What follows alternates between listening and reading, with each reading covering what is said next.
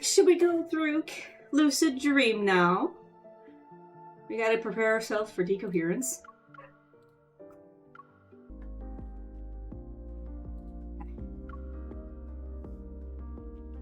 I probably should have refilled my water, but oh well.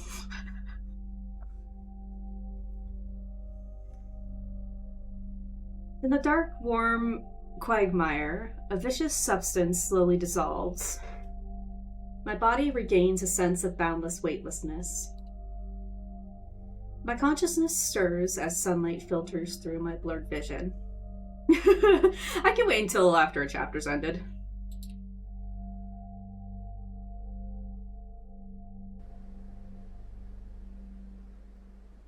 We're in Caleb's house. Where am I? This place feels familiar. How did I end up here? Gentle footsteps echo outside. They're followed by the soft creak of a door opening. Hello. This whole thing is just tainted by Burton Wetlands. I can't.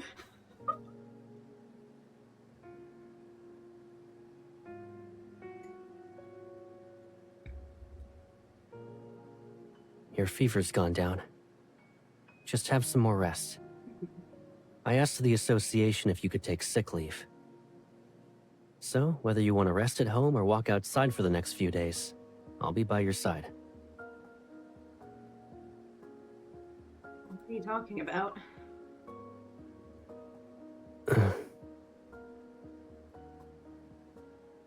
Sunlight streams over the windowsill, yet the familiar face before me appears as if he's submerged in dark water. It's okay. It's okay if you forget. Even if you don't remember anything, I can always say it again. Don't go make him. It's only been. It's not even been 5 minutes. Don't go making me cry. Don't go making me cry. It was nice to see the detail. Yeah, thank you for distracting me. Yes, let's admire the texture of Caleb's uniform and not the fact that him telling MC things over and over again is totally not just a vicious cycle he's done who knows how many times throughout his entire life.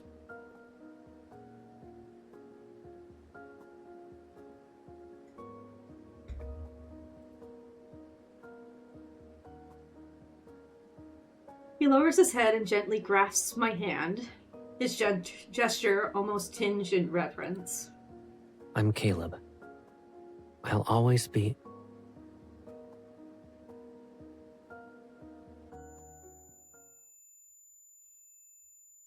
A buzzing noise suddenly fills my mind and overwhelms other sounds. I shake my head and touch my forehead. There's a thread-like crimson wound on the inside of my arm. My mind feels sluggish. It's as if something important that shouldn't have been forgotten was buried beneath a veil of empty ambiguity. I have 3 myths left to go through. Silas's standard, GOA, and Caleb's second myth. That would be decoherence. Yeah, I can't spell it. It's fine.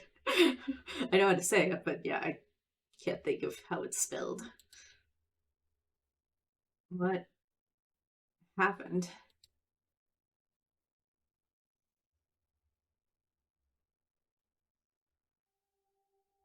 Oh gosh. Dear passengers, we have arrived at Sky Haven. Please ensure that you take all your belongings with you as you exit in an orderly fashion. Breaking my luggage, I walk out of the train station and recall the route I took before. As I find a fast food restaurant to the left of the exit, I take a picture. Oh. Guess where I am right now? Yeah, we are in Sky Haven. Oh, I guess then we're there.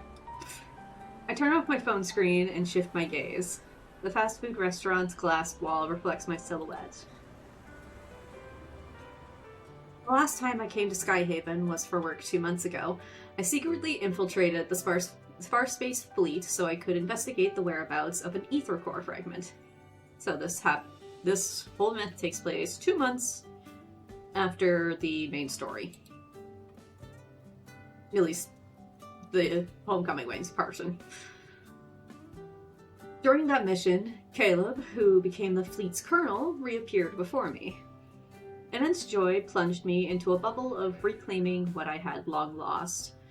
However, as time passed and I learned more, Caleb's changed behavior and attitude distanced him from the image in my mind.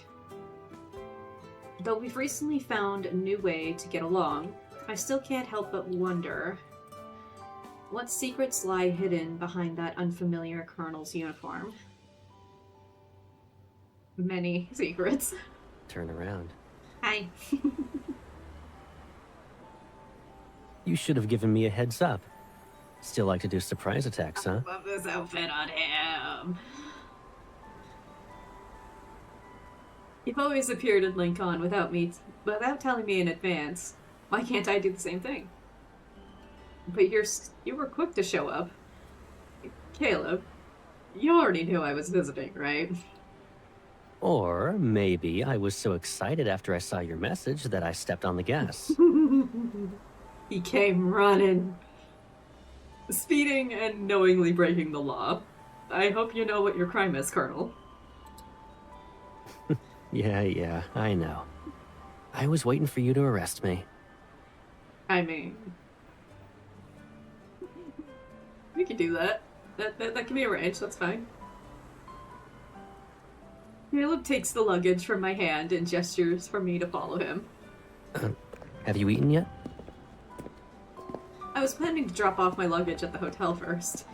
Caleb, aren't you supposed to be on duty today? What about you? You got a day off and decided to take a trip to Skyhaven? Half a month ago, the Hunters Association assigned me a special mission.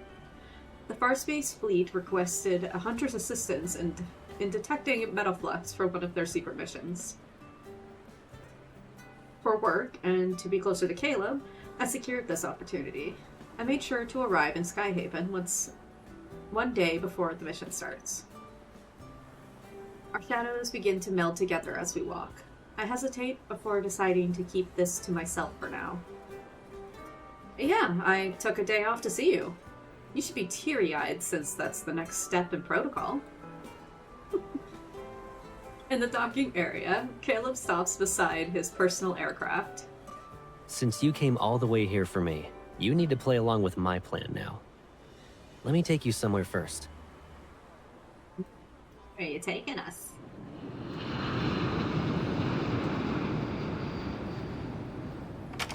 Oh, he's just taking us to his home. 10 minutes later, I stare at the familiar scene before me.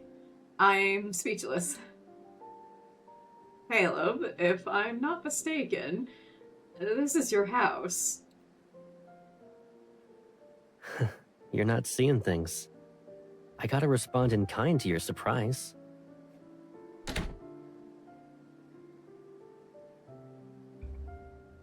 The door creaks as it closes behind him. He slightly leans forward, and the necklace I gave him sways. Someone had planned a business trip to the Farspace fleet well in advance. But they kept it so under wraps that I had almost no clue. Almost, but of course you'd find out. I see some people just let the cat out of the bag. Now it's your turn. Why did the fleet request a hunter's assistance? What's the secret mission? Before I can finish speaking, Caleb reaches out and pinches my lips shut. Rude. We can focus on the work stuff later. Cancel your hotel reservation first. You know I'm probably gonna get charged for that, right? And then... His warm hands land on my shoulders and push me deeper into his home. I quickly step to the side and turn around. And then what? Caleb raises an eyebrow and gazes at me as if seriously considering something. He then spreads his arms. You know what I mean. Ah, hug! Yes. Yeah. Thank you. My memory of the past merges with the person in front of me. The corners of my mouth curl up involuntarily. I move closer and then slowly wrap my arms around his neck. I missed you, Caleb. Welcome home. Aww. Right next to my neck, his breath tickles my skin. He gently runs his fingers through my hair. I'm really happy you're here to see me. As the sunset's light filters in through the windows, our shadows lean closer together on the floor and meld into one.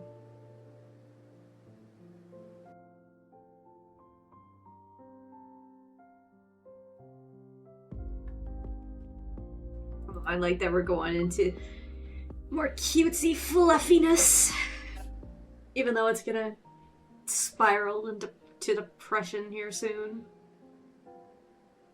The sun sets and rises. As its radiance descends on the city again, I prepare to officially report to the Far Space Fleet. My water... It's fine. It's fine. The personnel info was supposed to be confidential, but you somehow figured out it was ahead of me. It was me ahead of time. Oh, I get it. You must have pulled a few strings again, Colonel. It's a new day and you're still bothered by this? I noticed my shoelace is loose.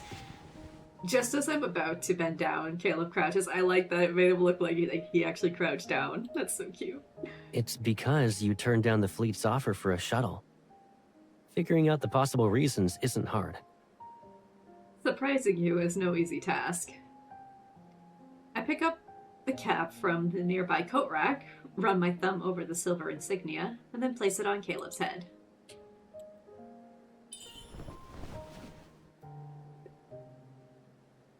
I can't believe a hat just turned his whole upward gaze from like super cute to a whole different emotion.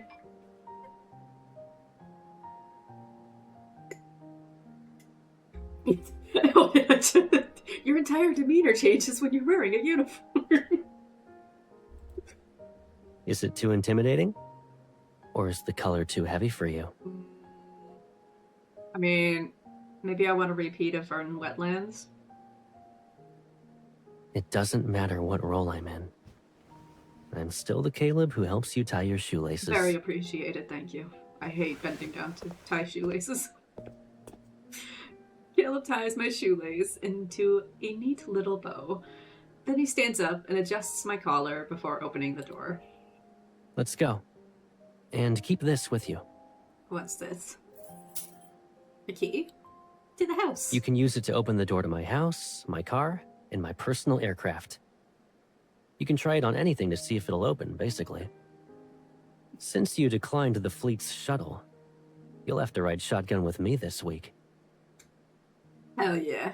Passenger princess!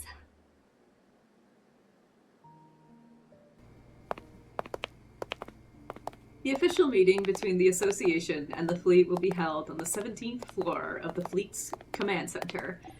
Upon arrival, I saw that the conference room was filled with attendees. Caleb had parted ways with me when we entered the command center. His new adjutant, Liam, guides me through the entry procedure. Your seat has a label with your name on it. Walk straight ahead and you'll find it. I need to go now. I'll see you around. Okay, bye-bye. Thank you. I nod at him. But just as I'm about to walk around the aisle, a voice calls out to me from nearby. You're the hunter the Association sent? What's with the dude? So what if I am? This just reminded me of a fan art I seen yesterday. Did your MC telling Caleb she likes a man in uniform in St. Hernan? So the next slide was they showed up in his Grand General outfit. I mean...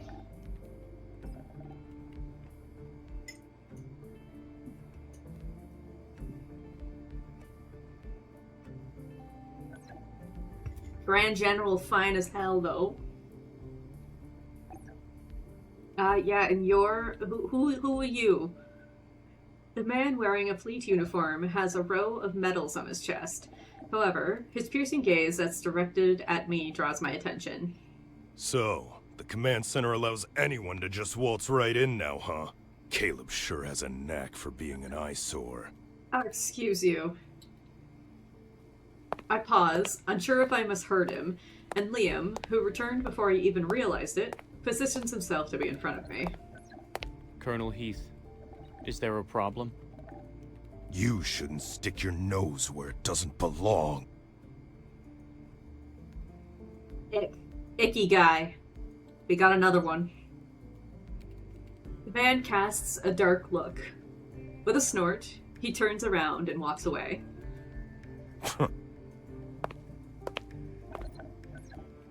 That officer seemed to have a problem or two with hunters. He's the Tomb Fleet's colonel, a seasoned veteran with a notoriously bad No temper. kidding. Try to avoid him whenever possible. Easy. Liam escorts me to my seat. He nods once I sit down. He has no problems with hunters. However, he doesn't see eye to eye with Colonel Caleb. You'll find out why soon. Okay. Looks like this mission is going to be a bumpy ride. As the meeting is about to start, attendees take their seats. The door opens.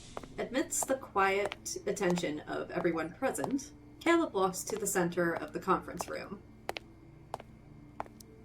Hi.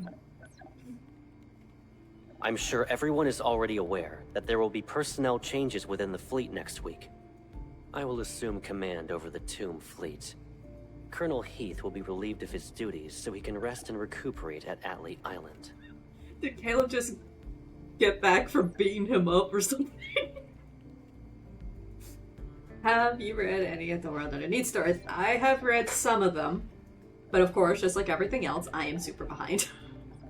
I've read up to the first 6, I think. But it's also been a while since I've read them, so I definitely have to do it again. I definitely haven't read some that are in relation to Caleb, I think.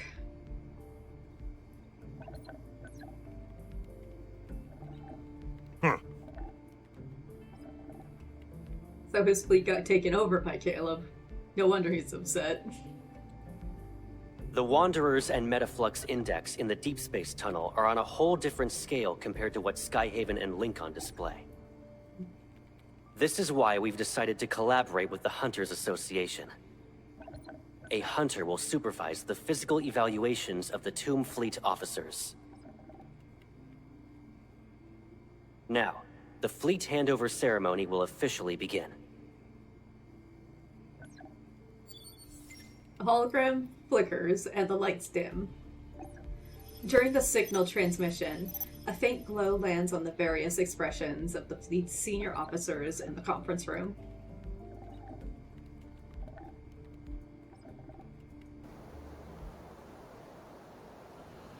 My first day at the fleet's command center ends with various transfer procedures. In the evening, Caleb and I decided to meet at the runway. What's taking him so long? In the night's dense fog, Caleb's figure slowly appears. But behind him is... Colonel Caleb, why are you in a hurry? You're not interested in the upcoming banquet? I kicked this man off the The platform. handover ceremony is complete. Whether I stay or not, you should be on your way to Atlee Island. Off you go. Caleb's gaze sweeps past me, and he stops a short distance away. Well, I'd like to give you some advice, young man. I know how you got this position.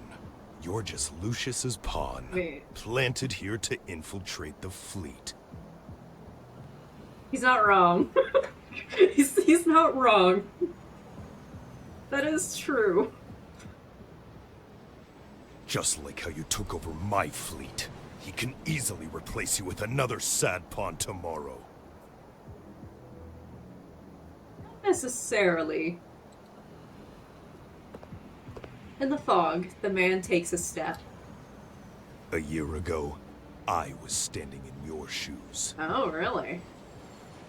In other words, you've been abandoned, Colonel Heath. I might be an abandoned pawn in his game, but not in someone else's. Kid, why don't you consider giving yourself a way out? Once you're off the ground, the only path is forward. Have you gotten so old, Colonel, that you've forgotten what you once learned? Atlee Island's been experiencing lots of electromagnetic storms lately. Even the sturdiest aircraft could be torn to shreds. Worry about yourself first. I appreciate your advice, so let me remind you of something. Watch your step and keep your eyes on the road ahead. Until next time. Oh, I'm sorry. Sorry, buddy. Didn't mean to skip your line. The man seems furious. He attempts to stop Caleb, but his hand stops midway and droops down in a peculiar position, as if it's frozen in place. Like an angry Caleb. Oh, and now we got puppy Caleb back. Blocking Heath's line of sight, Caleb strides over. When his gaze meets mine, genuine joy lights up in his eyes. Stop it. Literal, like, German Shepherd behavior. Guard dog, and then he sees his, like... sees a special person.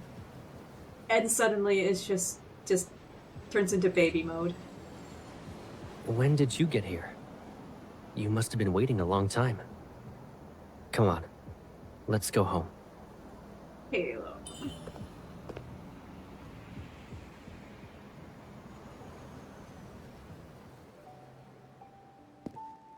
It's already midnight by the time we get home.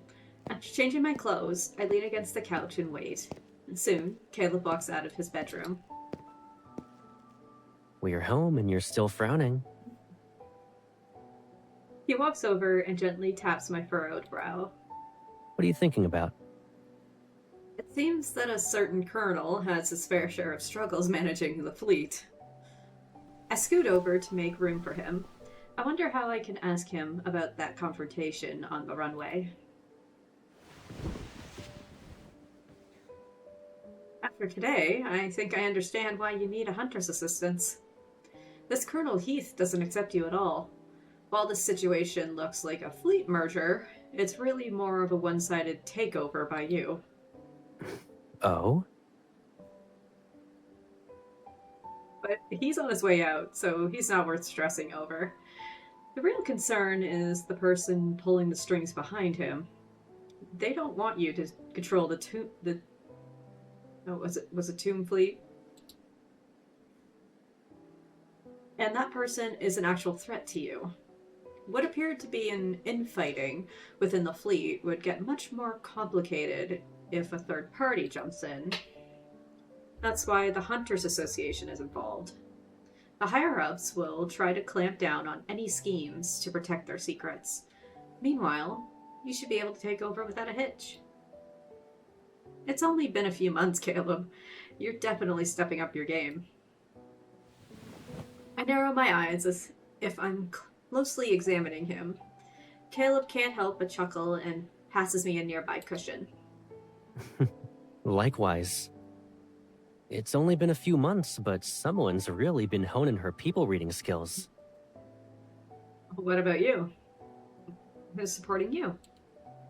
Isn't that person you, Pipsqueak? Aw. You're keener and more skilled this time. Even your muscles look more toned. I've been working real hard on these muscles.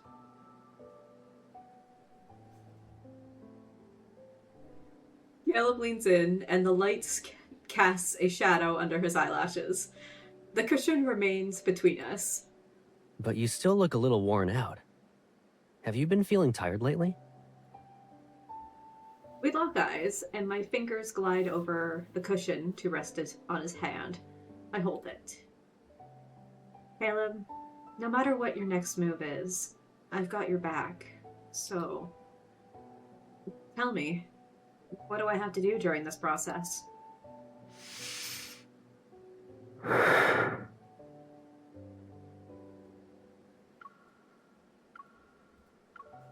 Liam will be overseeing the main procedure. You'll be in charge of gathering and organizing the personnel files of the Tomb Fleet, and overseeing their anti-transformation tests. Okay. And? What's with that "is that all" look on your face? Well, because is that all? Caleb rescues the squish cushion from my grip and hands me another one. His expression slightly becomes more serious. Don't underestimate your role. You've been here for only a day, and you already sense the tension in the air. This won't be a walk in the park. If you run into any snags, let Liam deal with them. Is that so? I raise my eyebrow at him, and Caleb bursts into a fit of laughter. Of course, a small task like this is hardly a challenge for you. Guess I'll just kick back and see how it all plays out. That's more like it. Choosing not to dwell on the tension he mentioned for now, I shove the cushion into his arms and give him a thumbs up with a smile. I'll make sure to protect you, poor helpless Colonel, from getting fired.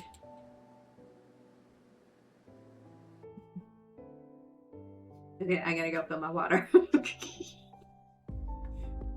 Alright. Now I should be good for rehydration if any tears decided to emerge, which will probably happen.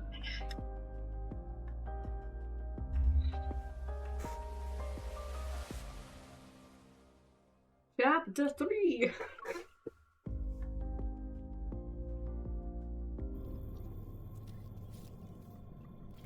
The official transfer of the Tomb Fleet starts today.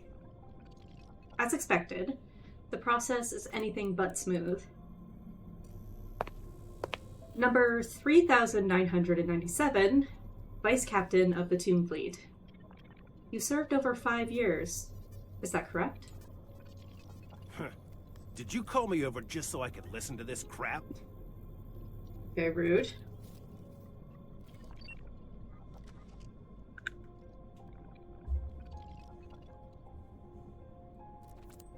Under the cold blue light, the Tomb Fleet officer across the glass wall is strapped into the interrogation chair. His expression is filled with contempt. The only two myths that have made me cry are Tears of Romero and Silver Wings. You are a stronger girl than I. I've cried at every single one of them.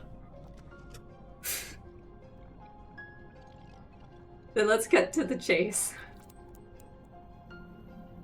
After the transfer orders were issued, the fleet arranged a medical examination for all officers. Can you explain why you chose not to participate? Who doesn't know what this examination really means? You think everyone's itching to turn into a monster?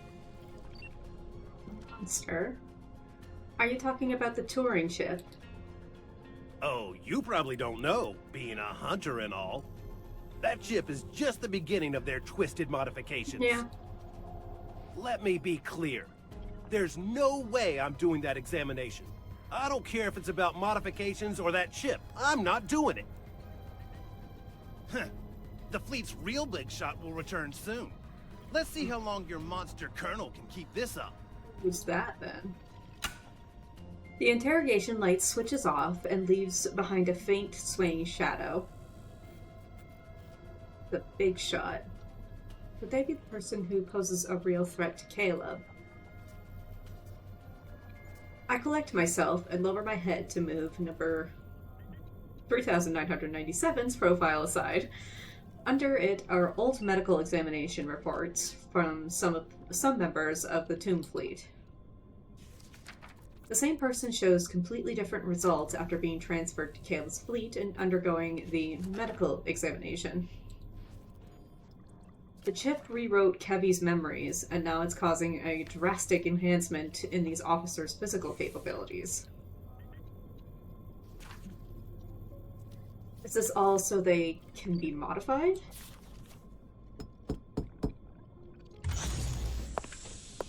Miss, here are the files you requested. I already organized them.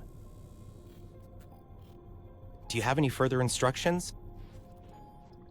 No, that's everything. Thank you. Understood. The third myths have hit the hardest out of all of them. Yeah. KOD made me emotional but not cry. I was a wreck. I have trauma from that memory. from that myth. I wonder where GOA would fall. That one also hurt a lot. But it's hard to say. It depends on the person. This guy. No! I'm not taking that exam! I'm not going! Release me! Oh. Caleb can only pull this off because he has someone's backing! You monsters!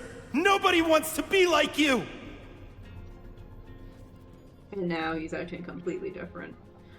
Not only have his physical capabilities enhanced, but his personality has also been altered. What exactly are they trying to turn people into with this modification?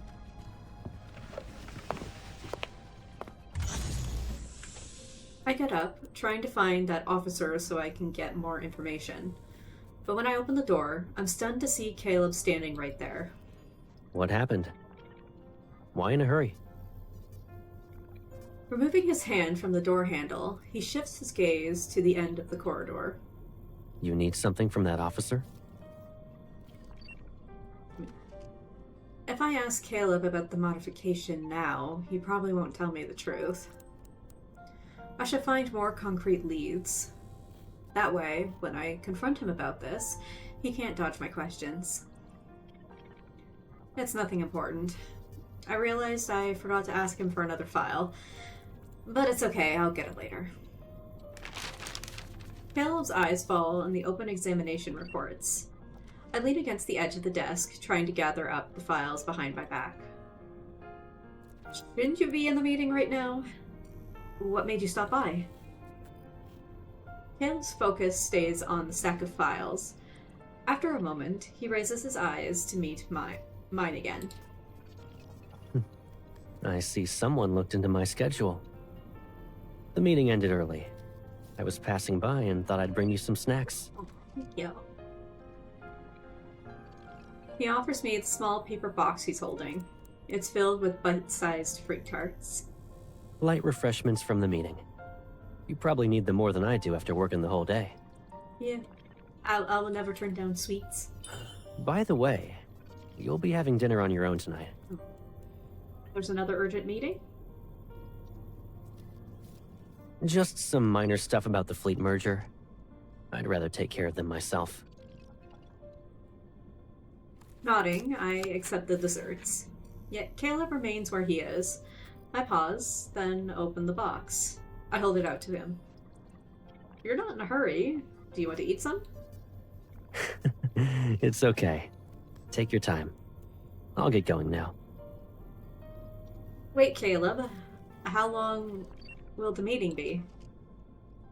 Caleb's gaze strips over my shoulder and lands on the electronic clock on the wall behind me. I'll pick you up at 9. Okay. The door closes. Through the parted blinds, Caleb's figure slowly disappears at the end of the corridor. I hope I can find some documents related to this modification in the Colonel's office. After reconfirming Caleb's schedule and office duty status through the virtual terminal, I set the dessert box aside and get up. I have 3 hours. That's plenty enough time.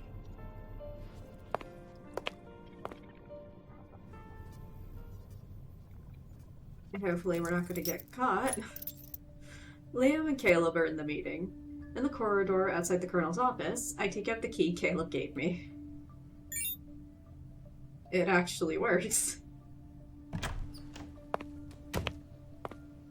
The door opens and then closes.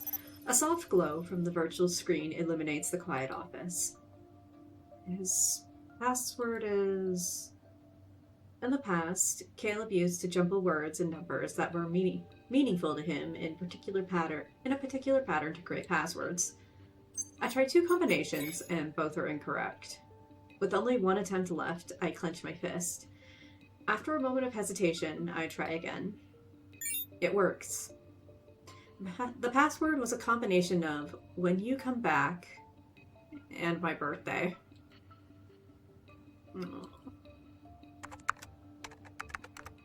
I can't afford any distractions.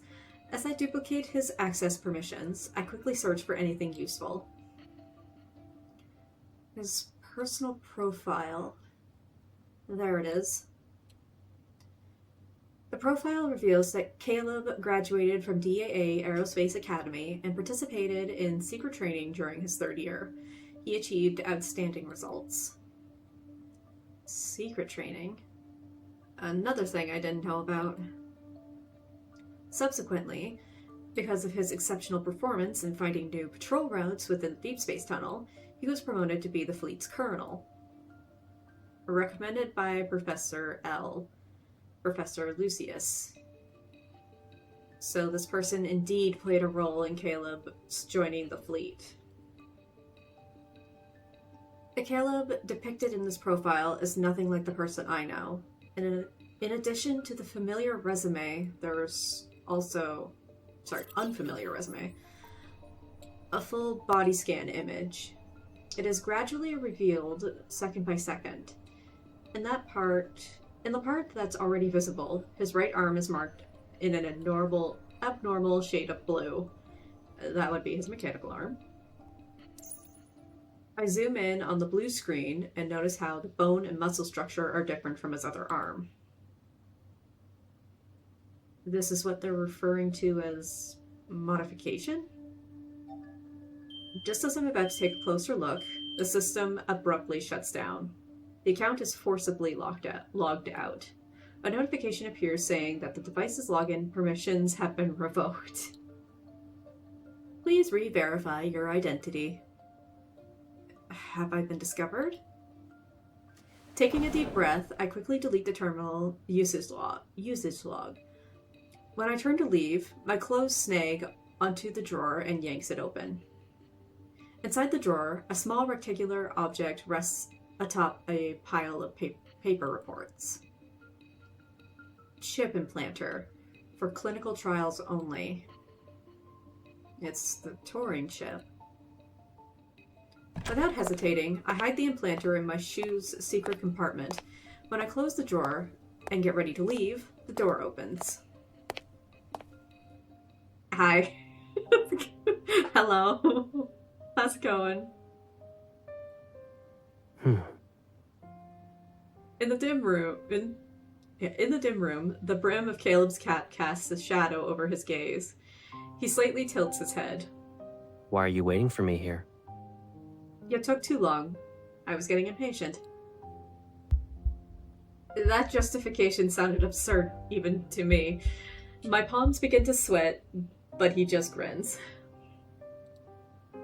Is that so? Uh-huh. Yeah, totally. Let's get going then. The meeting ended early. Time to go home. Did it? Oh, good. Okay. His eyes almost unnoticeably drift over to the now dark virtual before he turns and holds out his hand toward me. But I don't move. What's wrong? Aren't you going to ask me? About what? About why you're in my office?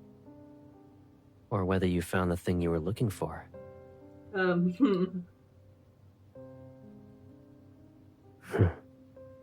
Pulling back his hand from the door handle, Caleb lowers his head. His gaze, obscured by the darkness of the night, engulfs me from head to toe. Anyone entering the Colonel's office without permission will be taken to the interrogation room. No exceptions. Uh-oh. But I'm the Colonel. Whether you're entering without permission or here because of my orders, I have the final say.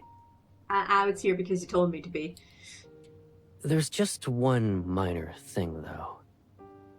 Any intrusion and duplication of system permissions will be reported straight to HQ. Covering up the traces will be a hassle.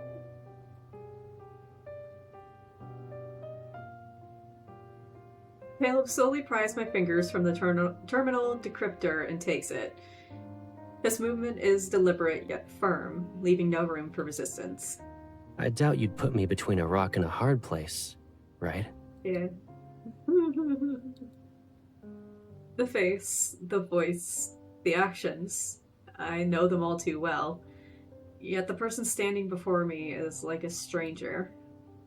I open my mouth, attempting to question him, but the words falter and fade away. In the face of his composure, all my feelings seem utterly pointless. Caleb, I just want to figure out what kind of trouble you're caught up in right now. Can you help me? I can't speak about anything that's classified. What happens if you do? Will you also be sent to Atlee Island and become another abandoned pawn? When's the last time you took care of your hair? Wow. It's a lot longer now. Wow, Caleb. Way to change the subject. He stays calm and gentle, softly brushing my stray hair away from my face. As if nothing happened, he smoothly shifts the conversation. Not really. I can't even see your eyes. He did not smoothly. I know what he doing.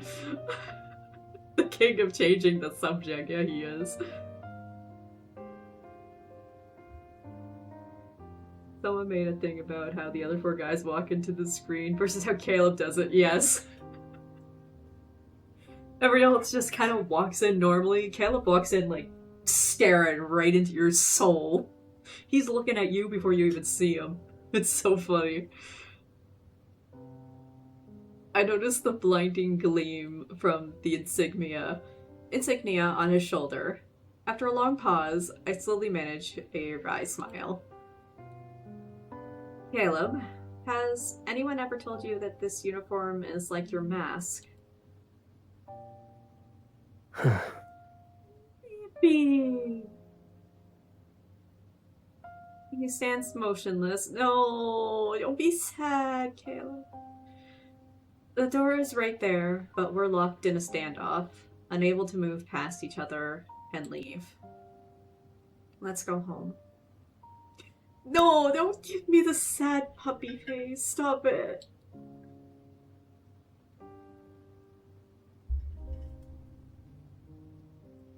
Darkness enshrouds his eyes, making his expression hard to read. He glances down for a moment, then lifts his gaze. The fleeting wavering has already dissipated like a mirage. Okay, let's go home.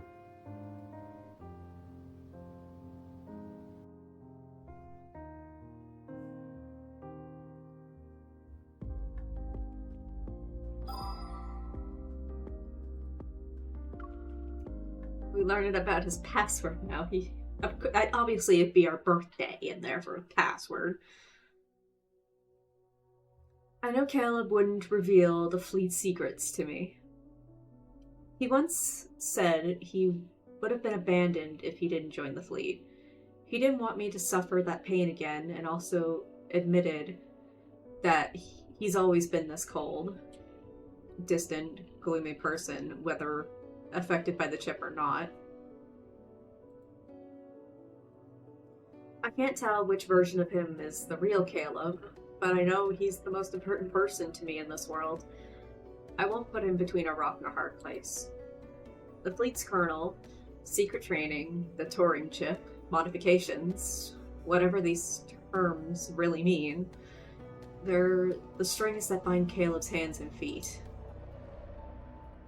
These strings compelled him to reappear before me, and one day, the unseen hand controlling these strings will pull him away from me once more. Toon Fleet's handover is undoubtedly a conundrum. I'm bracing myself for the process to drag on endlessly. Yet 3 days later, an unexpected banquet is held.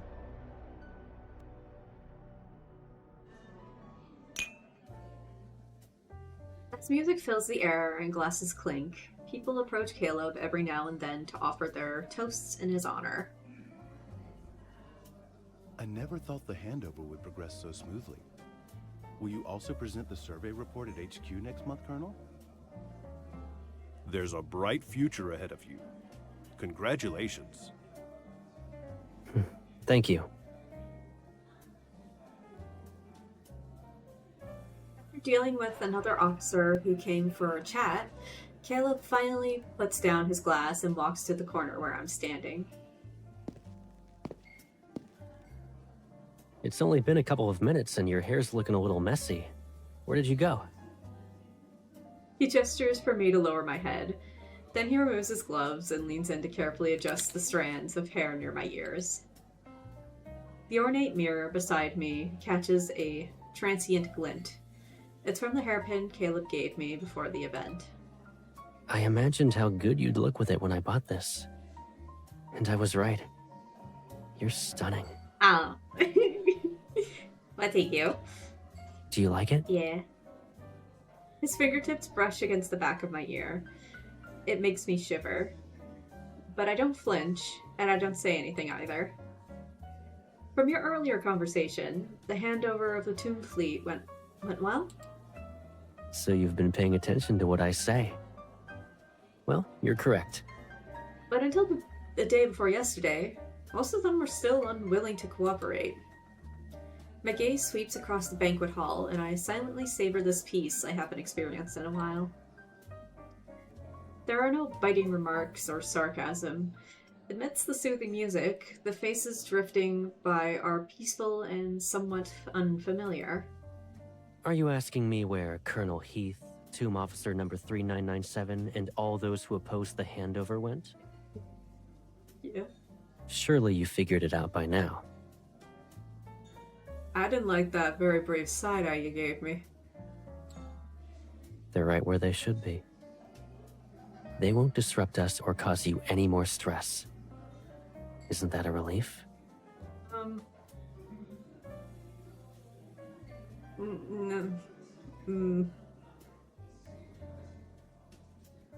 The night breeze ruffles the curtains by the floor-to-ceiling windows. Moonlight bathes him in its grayish glow and makes him appear like a statue made from plaster. Why are you giving me that look? Do you hate it when I'm like this? I can't say that. I'm just curious. I am intimidated, though. And it is stressing me out a little bit. If I throw a wrench in your plans like those people, what are you going to do? Lock me up again? You wouldn't force me to do that. Yeah, I got your back. It doesn't matter what you do. So, Caleb, why are you still not telling me about your plan? Oh. Amidst our silent impasse, the music transitions to the next song. It seems I won't receive an answer from him. I turn to leave, but the next instant, danger erupts. Smoke bomb. What's that? Get down! Oh. Something whizzes through the air. My sight is obscured by mist. Out of habit, I turn and draw my gun, but Caleb reacts even faster. Suspended in front of his forehead, defying gravity, is a bullet. Damn, good job, Caleb. You're their target? Quick, take cover. I tighten my grip on my gun and try to leave Caleb behind a pillar, but he stops me in my tracks. He doesn't meet my gaze. His eyes linger on his palm instead, his lips pressed into a thin line for some reason. Caleb? There's no point in hiding. This bullet is probably their first move. As we talk to each other, the commotion inside the hall quickly subsides. Well-trained officers quickly regain control of the scene, but the assassin has yet to be captured. It's a diversion. Their actual target must be elsewhere. He slowly clenches his fist. When he raises his hand, the shadow of his cap brim obscures his eyes. Following his line of sight, I look outside. He's staring in the direction of the Alpha and Beta fleet bases. You stay here. Liam, How many people can you trust right now? Caleb, I'm your best choice. I shake his grip off my wrist. Something flickers in Caleb's gaze. A hint of hesitation betrays his words for the first time. It's possible that either the Alpha or Beta fleet base has been taken over, but I can't be sure which one. I already sent people to the Alpha fleet base. I'll check the other base for you.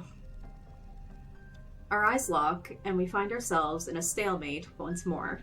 This time, after a long silence, Caleb finally relents. Liam, go with her. The adjutant standing silently beside us looks at Caleb. After they make eye contact, he nods to acknowledge the order. Be careful. You too.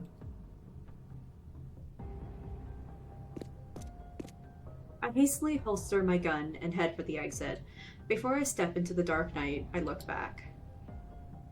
Caleb, you really do need me for this, right?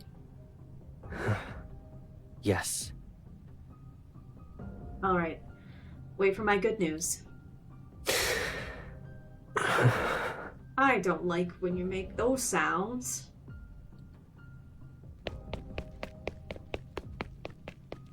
I want to run back and give you a hug now. I think it's its evasiveness that frustrates me more than anything. Same with Xavier.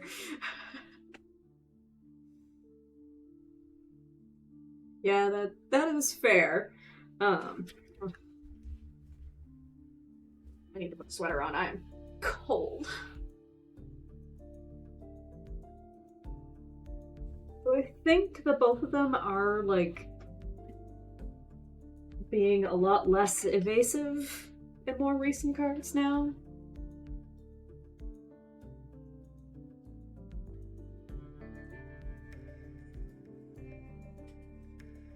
Yeah, Caleb, he's just sending her somewhere so she doesn't get hurt. Because I wouldn't be surprised if she was the actual target. The girl's figure fades into the night. She's heading in the opposite direction of where the real danger lies. The veins on Caleb's neck bulge and then recede. He narrows his eyes at the bullet in his palm for a long while. He slowly tightens his grip around it.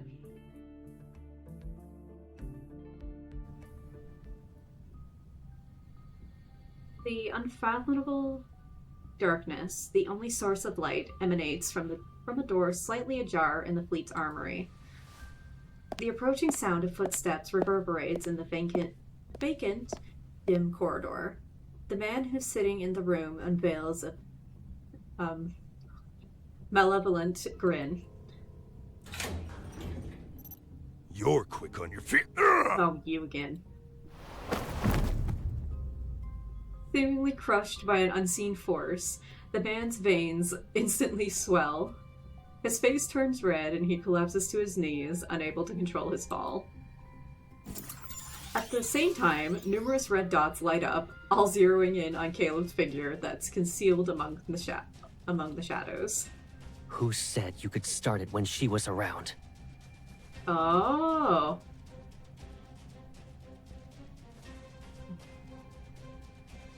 Start it when she was... lied. He's an actor without Oscar. Lied so fast to us. Oh yeah, he a master at that.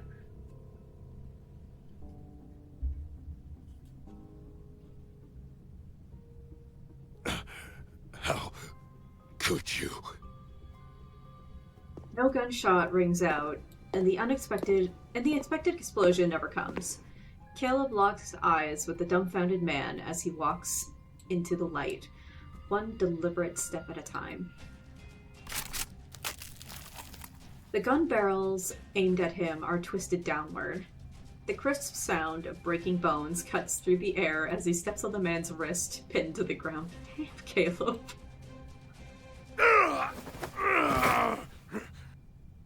Having me die for no clear reason in this armory I've just taken over. Honestly, it's not a bad idea. That'll definitely make those cunning old foxes at the top suspicious. Naturally, I'll be a perfect justification to purge all the people I've just gathered under me. After slowly putting on his gloves, Caleb leans down and grabs the man's distorted, reddening face. Too bad you picked the wrong target. Caleb's hand moves to the man's throat. Keith's eyes bulge with pain as Caleb's grip tightens, and the bones in his neck creak under the pressure. You don't you dare to kill. Why don't I? Haven't you already come up with a reason for it? A firearms mishap in the armory, with Colonel Heath and others heroically sacrificed. Humor me for a bit. Who do you think those old foxes will protect? A valuable colonel? Or a bunch of corpses with unknown causes of death? You. Colonel Caleb, it's been a long while. Now who are you? In the shadows, a slender figure emerges. With the flick of that person's fingers, dark blue veins abruptly surface on the side of Caleb's neck. He's brought down to his knees. I thought destroying the touring ship would be difficult. I'll just use your dead body as a greeting gift to Professor Lucius then.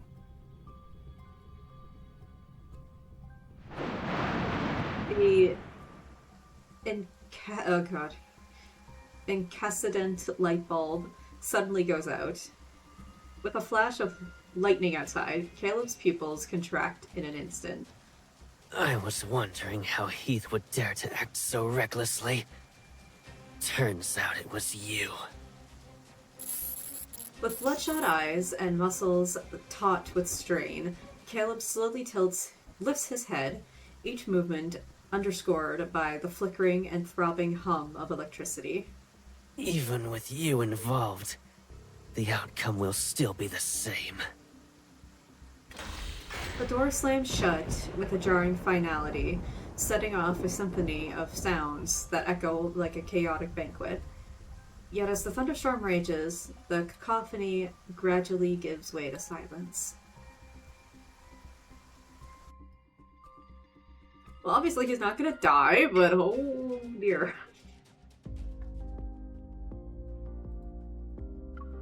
Are we gonna go in here and come save him? Is that what we're gonna do? Subdued thunder rumbles in the sky as a deep roar resounds from the command center that's concealed with dark clouds. Aircraft stands on the silent runway. After checking both bases, I confirmed that the so-called takeover was nothing but a fabrication. Above my head, the navigation lights of more than a dozen aircraft weave dense, glowing trails across the night sky. My favorite part of the whole mix coming up. Oh no. The wind stirs up the airwaves, sending them swirling into the distance. Those are Caleb's reinforcements, right? I look at the adjutant who had forcefully escorted me back to Skyhaven. In the descending rain, his countenance remains calm. The fleet bases were never in danger. It was Caleb who played the diversion, and you knew this, Liam. Considering the circumstances, ensuring you left the area was for the best. Did he also predict they'd make a move at tonight's banquet? Caleb planned out everything, but I never thought my role would have me be out of the game. You were the only person the Colonel can trust. However, your presence would affect his decisions. Please don't hold this against him. Yeah. How could I? It's just that his overbearing need to protect me is kind of laughable. Even if I return to the fleet's command center now, I'd only end up being a spectator at Caleb's side. On the dimly lit street, where light and shadow intertwine, I shuffle around aimlessly. Liam, you're Caleb's adjutant. Do you think he trusts you? I don't need the Colonel's trust. I only need his orders. So if he orders you to leave behind your loved ones, you'd do it. That's precisely why I can stand by his side and serve him. Oh dear, he got a Tauren chip too. He's speaking like a damn robot. The red light flickers on the opposite side of the empty crossroad. I stop in my tracks and look into his empty gaze. Miss Hunter, we're not the same as you. How so? It's because I haven't been modified by that chip? Liam, if that chip was implanted into me, what would your colonel do? He'd do whatever it takes to get it removed. But miss, you don't have to put yourself through that pain. Yeah, I know Liam's story is sad too. Because I've heard his name before. Ugh. Yeah, I gotta go through the world underneath chapters again. Of course. You're safe now. I'll start heading back. The Colonel said he'll be waiting for you at home, after the banquet ends. Liam bows and then salutes me. He turns to leave. The downpour drapes over the glass wall by the street. I look over and see my blurred reflection in a cascade of falling Asiatic apple petals. The Tauren chip I took from the Colonel's office is still in the secret compartment of my shoe, along with the implanter. The remaining distance between Caleb and me will disappear with just one simple press. She's gonna put that thing in her head, isn't she?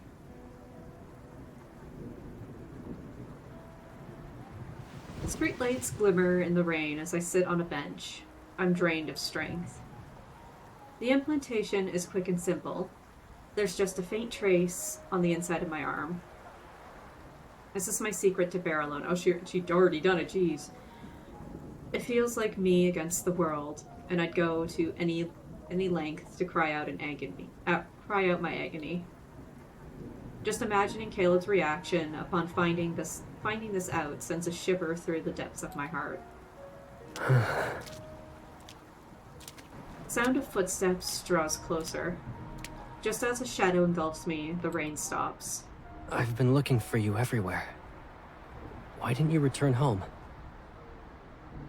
You okay, Caleb? Liam shouldn't have left you alone in the street.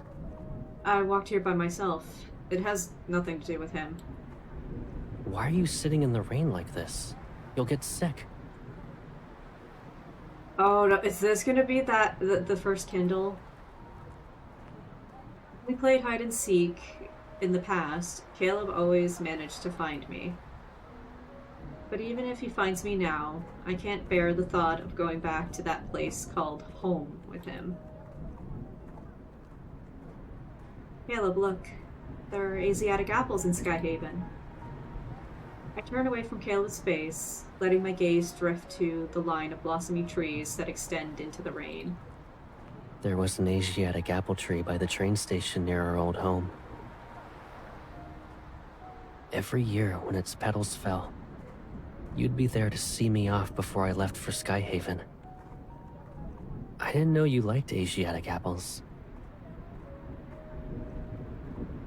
I don't. Because Asiatic apple flowers take you away from me. I don't like them.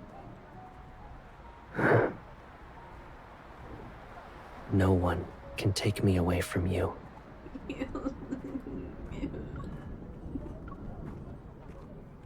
First Kindle is one of my favorites in the whole game. Oh dear. She's just as unhinged as him, yeah. They're both very, mentally deranged individuals. The vibrant clusters of flowers carry no scent, like I'm staring at rows of trees adorned with beautiful but lifeless specimens. What's interesting is that even though MC says she doesn't like Asiatic apple flowers, they still keep popping up. Like Caleb's trying to reverse it, because she thinks Caleb leaving and the flowers are kind of like, that's what those flowers symbolize. And now instead he, like, even with the home system, he's gifting her those flowers. Maybe trying to reverse it, that Caleb would always return to her. Have the flowers symbolize that. Maybe. Will you come back with me now?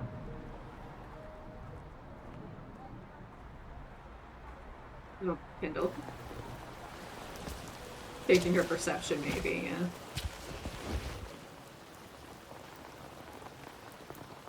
yeah.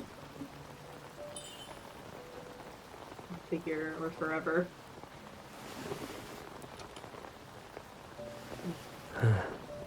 If every problem pulls me further away from you, then I'll spend a lifetime searching for the answers.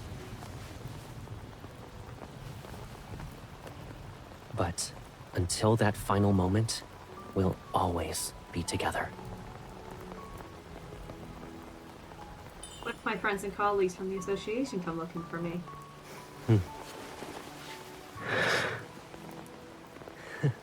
In that case, I'll hold a funeral they can attend, so they'll think you're gone forever. Oh my god. Yeah, that's completely normal. Let's go back, or else you'll catch a cold. Oh.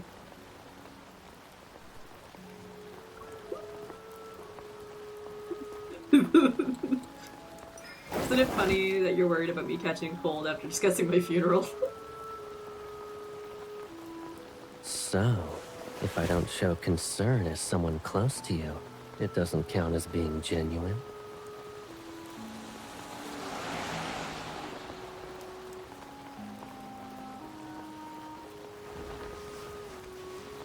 You can't convince yourself to hate me with every fiber of your being. Wouldn't you agree? I'll eventually find a way to make things right. As long as you're by my side. Caleb, I hate it when you're like this.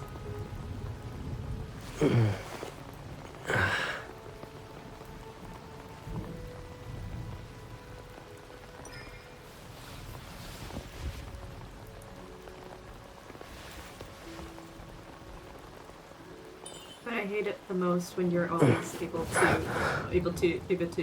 change my mind.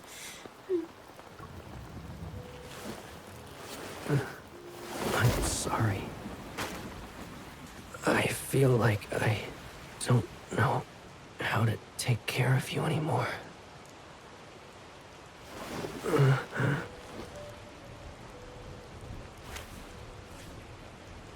what's going on?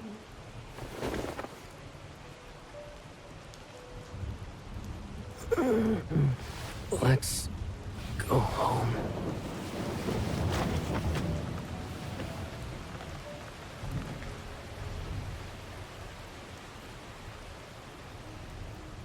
Oh, and we're passing out. Okay. I'm not a yandere girly at all, but this scene is so good. It is. I was so sad. I'm typically not a yandere girly either. I'm very picky about that. Given Caleb's current state, I can't entrust him to anyone in the fleet. I have to take him home. Without even drying off from the rain, I use all my strength to bring him to the bedroom. As soon as I push open the door, his weight pulls me down onto the soft bed with him. I'm surprised you managed to drag his ass home. I prop myself up, and my gaze is drawn to the crimson veins behind his ear. Oh, is that where the touring chip is? Is back here? Sundari is where my heart lies. I do get snagged by a good Sundari guy. Warning. Emotional fluctuations have surpassed the threshold limit. Oh. Amidst the deafening roars of thunder, he seems ensnared in a deep nightmare. In agony, he's pulling his collar apart. Don't take her away. No!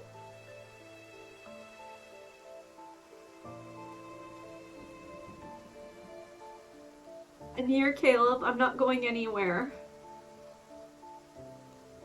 He clenches his fist, his pale knuckles leaving behind a trail of blood.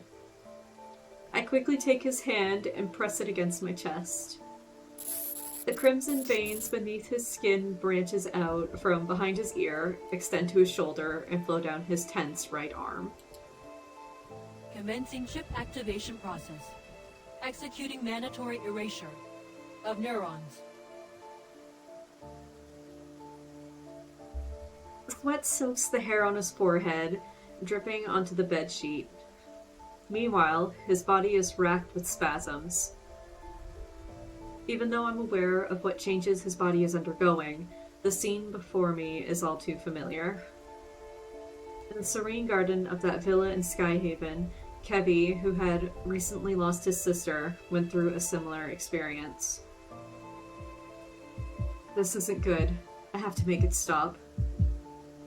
Steadying my trembling hands, I try to search for a button on his body, one that might not even exist. It's at this moment that he opens his eyes. Oh dear. The room swirls around me, and my back is slammed onto the bed. I look up to find Caleb's face, drenched in sweat, staring back at me. Caleb? My wrists are yanked above my head, pressed against something cold and stiff. It feels as if it's not his hand that's restraining me, but rather a lifeless machine. Why are you struggling? Are you scared of me? Do I feel like a stranger to you? A little bit. He leans down, his damp hair catching the room's cold light in the room. Drops fall and trickle down my collarbone. Program complete. How could you possibly understand my guilt and sin?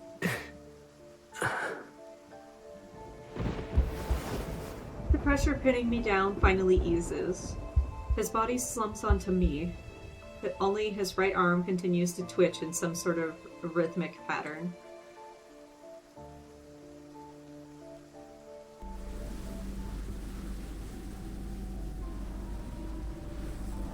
Since Caleb returned to me, I rarely had nightmares about him. But I dreamed of him that night. There was no sun. He floated within a dark green jungle. I've been having a feeling that his third myth is jungle vibes. I was not expecting that to show up in this. Yeah, she doesn't know about his arm yet. I think a painful signal would happen not long after this myth. The ropes that bound him morphed into vines sprouting from sturdy branches. They wrapped around his wrists and ankles like venomous snakes flicking their tongues. Yeah, is she literally dreaming the third myth? Is she dreaming about the third myth right now? Every muscle swelled under the vine's encroachment. Tiny hair-like thorns pierced his skin and greedily siphoned nutrients from his flesh. They then injected new toxins into his nerves. I haven't seen Painful Signal either. I don't have that card. Caleb in a loincloth and long hair. I swear. I don't know. And even like they're talking about thorns, like Zane's solo is coming with like a thorn reef, which I find very interesting as well. Picture Tarzan, a much more dark, fucked up, and depressing Tarzan.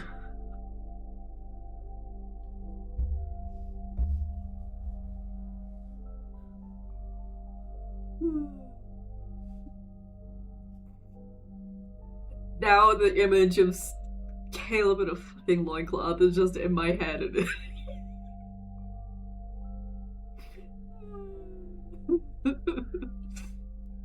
His body trembled like a beast caught in a trap, struggling against the restraints that only grew tighter with every move. Yeah, the thorn crown has biblical meaning, absolutely. Tied to Caleb somehow, yeah. But finally he crashed into the dirt, buried by leaves carrying the scent of decay. A wilted leaf fell down slowly. It covered his hollow eye socket. Okay. The jungle devoured his body, leaving him as a withered...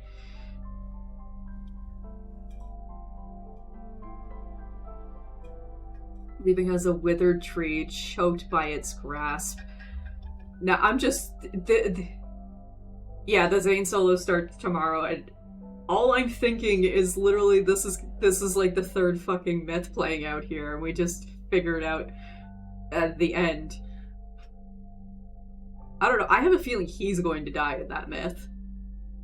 Because usually it's been like... I don't know, it's been like a back and forth of MC dies, both die, MC die, both die. And technically, the both die started with Caleb's first limited myth. But what if they do like a reversal and just kill off Caleb in the third myth instead of MC? Oh no.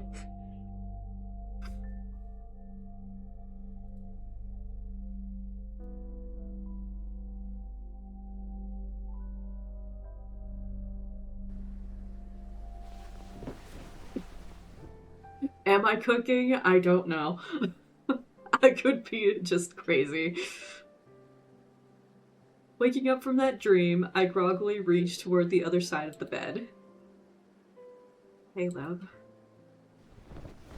My palm feels nothing but the mattress. I instantly return to reality. Caleb?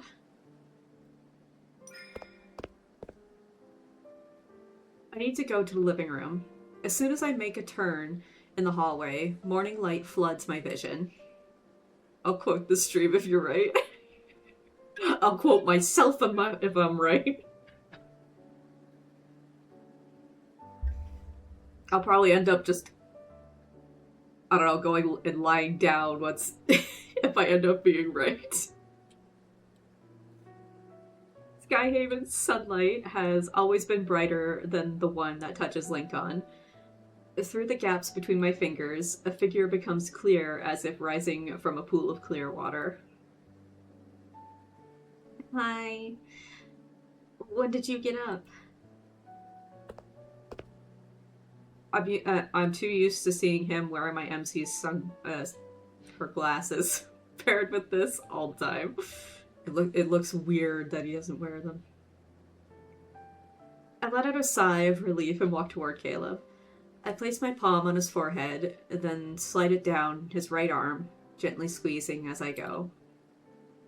Oh, he can't feel it, though. Do you feel better now? Let me take a look.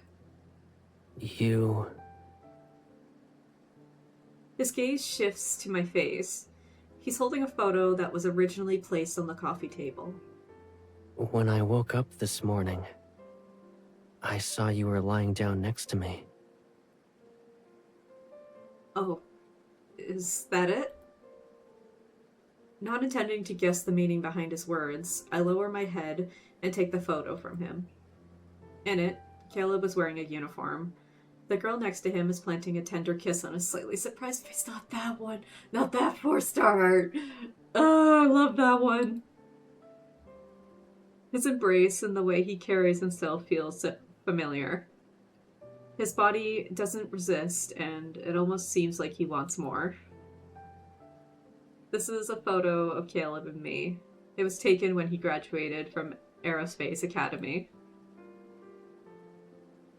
So... Oh. His fingers brush my temple as he tucks a strand of hair behind my ear. Yeah, the graduation one. I love that tender moment. Tracing the curve of my jaw, Caleb gently lifts my chin. His cool touch strokes my cheek as if he's seeking an answer to some enigmatic question beneath my skin. Who are you?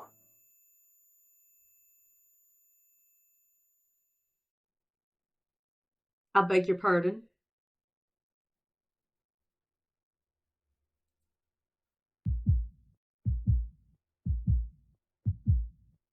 I'm sorry, what now? Caleb, you don't remember me? Oh. I want to say something, but I'll wait until you get there to see your reaction. Then I will say it. Has it happened yet?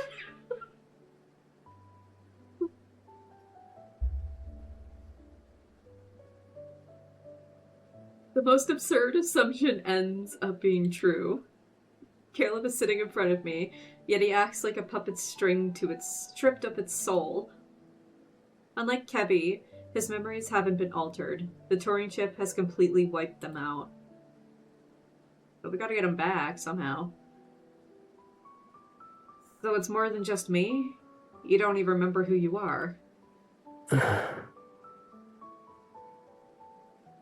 As he sits on the couch, it feels as though a frosted glass wall separates us. He's so near, yet I can't see him clearly. But I remember the way you made me feel. He lowers his head, his index finger fishing out the metal necklace hiding under his collar. I also remember you gave this to me. Were we close like this? Certain part happens, it's coming up. Okay. After everything that's happened, it's hard to put our relationship into simple words. He was one of the most important people in my life. Even with all that has happened, he's still someone I can't afford to lose. My heartbeat is like a balloon that rises high, only to come crashing back into my chest. When I lock eyes with Caleb, a ridiculous thought strikes me as like lightning. No matter what I say, he'll believe me. OMC.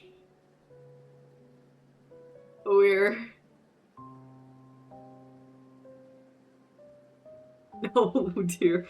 Well, technically, the first one is still true, though. she's not like. I mean, like that is true. That is true. You're the most important person to me, and I'm the most important person to you. But I don't know. It's still just as if to affirm my words. I snuggle against Caleb's chest and wrap my arms around his neck. I don't know if I would go that far into it, but the line is true. Caleb, I'm the only one in this world who truly knows you. You're the only one who truly knows me. Don't go repeating my words like that, please. You'll never leave me, just like the vines that cling to a tree. Oh. We shared a part of our lives with each other, so we'll never be apart. Don't look at me like that, please. I'm sorry. No. I can't remember anything. It's okay if you can't remember for now. I'll always be here for you.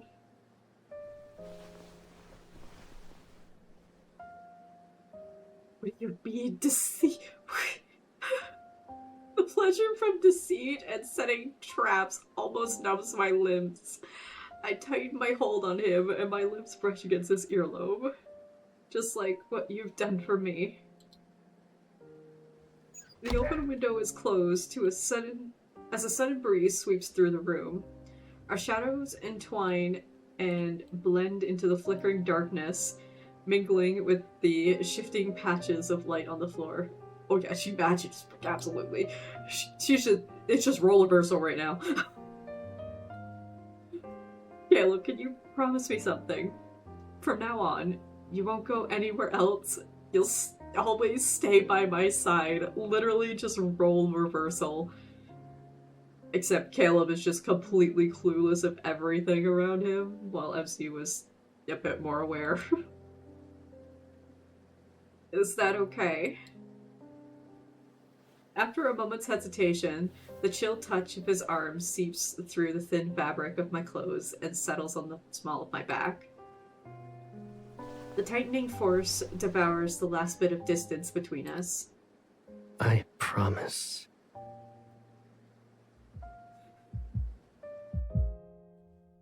This is awful.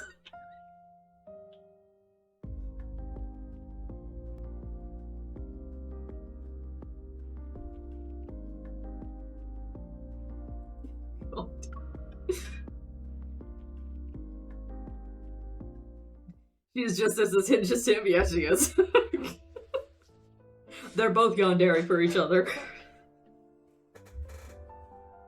The amnesiatic Caleb was like a blank page in a book, the result of an error. And if someone must rewrite him, then that person was me and me alone. I hid his phone, fleet uniform, communication device, and anything else that might wake him from this dream. And what's also weird is that this whole thing started with MC not remembering anything. So how the hell did we get there? It's never easy to locate a fleet colonel's residence. That dim house was a chaotic black hole evading the constraints of time. He's reduced to a solitary floating island that drifts within. And I was the sole resident. Over the course of 3 days, it's as if we've returned to our childhood, to the small garden of that shelter where we first met. That was not where you first met. We only grew with each other's company, and the world beyond these walls didn't mean anything to us. Caleb, there are a lot of monsters outside. Will the world end tomorrow? There's no need to be afraid of the end of the world. Where do you want to go today? Let's have some fun. The amusement park. Skyhaven's amusement park was built on a small island near the central island. The top half of the Ferris wheel disappears into the clouds. That would be cool, actually. Amidst the crowd's screams, the pendulum ride reaches its apex. Just off the ride, I lean against the railing, my stomach churning like a storm. Aren't you supposed to be a deep space hunter? Is it safe for you to hunt in deep space when you're like this?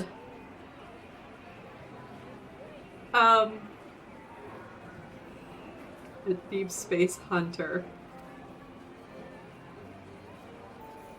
Caleb crouches down in front of me as he holds the ice cream he just bought. I didn't have breakfast today. Besides, suppressing the sudden wave of nausea, I lean in and take a quick bite of ice cream in his hand.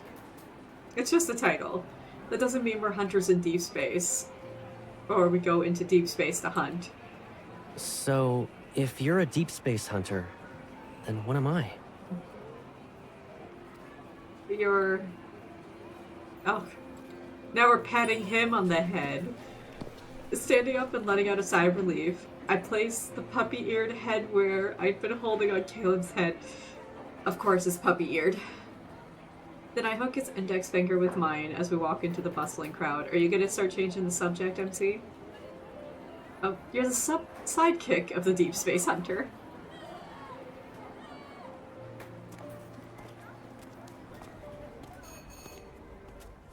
Time flows differently in the amusement park. Even without planning anything, we still manage to spend the entire day here. The dusk in Skyhaven paints the sky in shades of purple and orange as the sun sinks into the distant sea of clouds. The sightseeing train loops around the floating island, and the last passenger car, Caleb and I sit side by side in the back row. I bet you used to tease me all the time. Am I right? Or the other way around. removes the headwear and tucks it into the plush apple bag slung across his chest. He ties the glittering balloon to the train car's handle. But he always took it willingly, even enjoyed it. MC girl.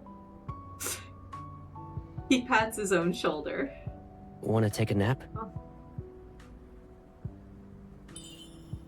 I yawn again and lean my head on him. Caleb, in a happy place like an amusement park, no one wants to waste time sleeping. Really? Well, this place kind of feels like a dream. And I don't think it's a waste of time to sleep in a dream. Oh yeah? Shifting into a comfortable position, I nuzzle Caleb and close my eyes. Then promise me you'll still be here when I wake up.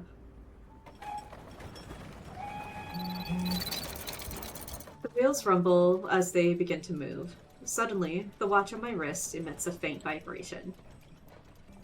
I turn away from him a little and check the message. It's a notice from the Hunters Association. My temporary assignment is supposed to end in 3 days. The association is asking about the progress of this mission and confirming my return date. I feel like we haven't really done our job at all.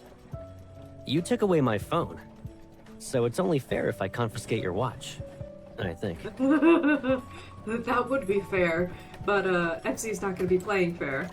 Why do you look unhappy? Put away my watch and turn back around. It's nothing. Our sweet dream is about to close its doors. It'll be open again tomorrow. We can come back. The clouds in the sky look like a flowing oil painting. Right behind Caleb is the Fleet's command center and the Central Island's highest point. He's been MIA for 3 whole days. I wonder how long it'll take for the storm to reach us as it brews atop that tower. Words rush to my lips, but suddenly, for some reason, my mind feels foggy from a throbbing pain. Maybe this planet will explode tomorrow, and it'll be the end of the world. That's nothing to be afraid of.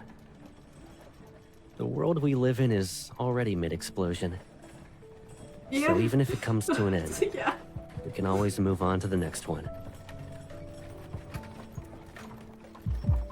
The pain in the inside of my wrist intensifies, but somehow my nerves start to twitch with a strange, excited tremor. Ugh.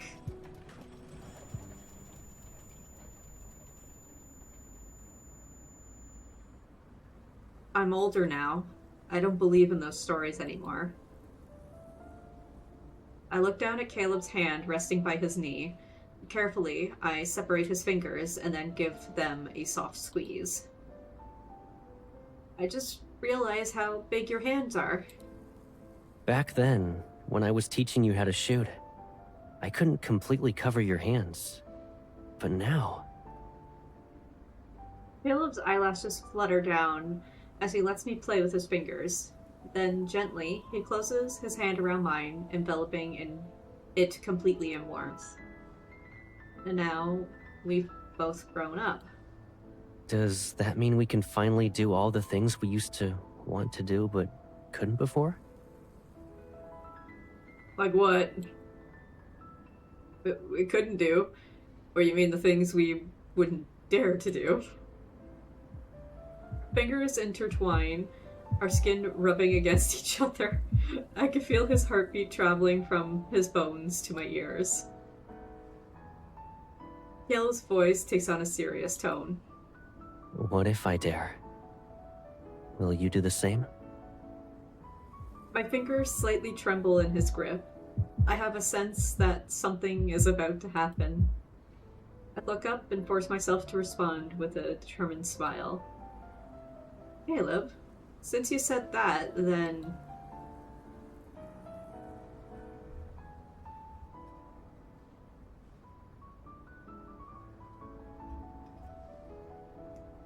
Okay. It would feel wrong of me to tell him to kiss me, so I'm just gonna say prove it. If he does it of his own accord, then that's fine. But I'm not going to, like, coax him into it. Because I feel like he'd do anything, and that feels wrong to me. Prove it to me. Yeah? I thought everything I did was proof of my sincerity. I mean, yes. But at the same time, you are very evasive. And like to hide, you like to hide things, and that's not very nice. The train track stretches into the clouds. Caleb leans in and presses his forehead against mine. Something seems changed in a heartbeat. His necklace sways with the wind, and the silver glint flickers before my eyes. The kiss touches my earlobe, and his teeth lightly graze my skin. Caleb. A shiver rushes through me like a subtle poison that spreads to my fingertips. In this hazy moment, all boundaries appear to blur and grow unchecked. I like you.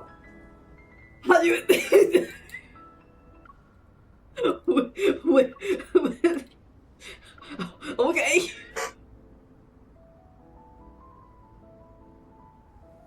I like you too.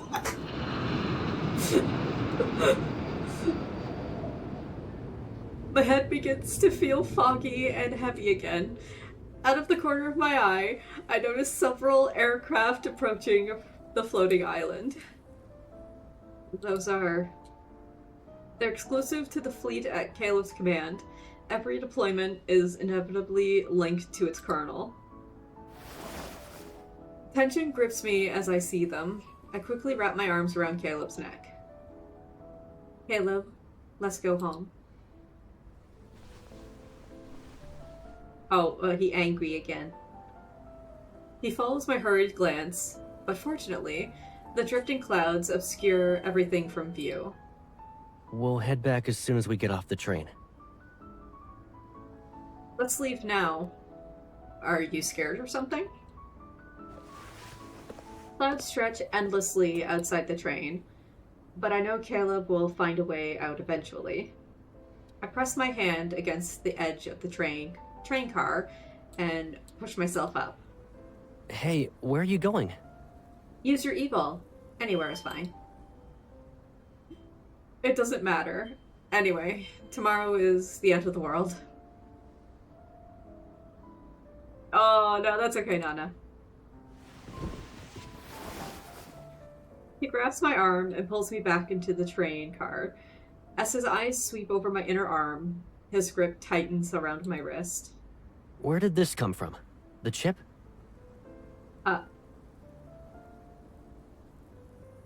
I see his lips moving, but I can't hear him. Everything is drowned out by a piercing buzz. They're here, Caleb. They're coming. My body feels lighter, and the sweltering heat vanishes into darkness, drenched in cold sweat. Pain surges in waves, and only a faint, straw-like glimmer of light remains, floating on the surface.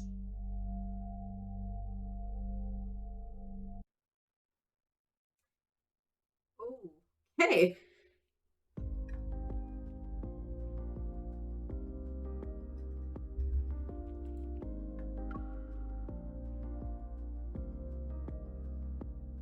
What is happening? My body no longer feels like my own. The searing pain courses through my nerves, burning me from the inside out. It's as if I'm being rewired with cold, ruthless precision, as if by a scalpel. Here we go. Erase, organize. The relentless buzzing in my ears makes me want to scream, yet amidst the excruciating pain, something is gently pressed to my lips. I bite down instinctively, and a metallic taste spreads across my mouth.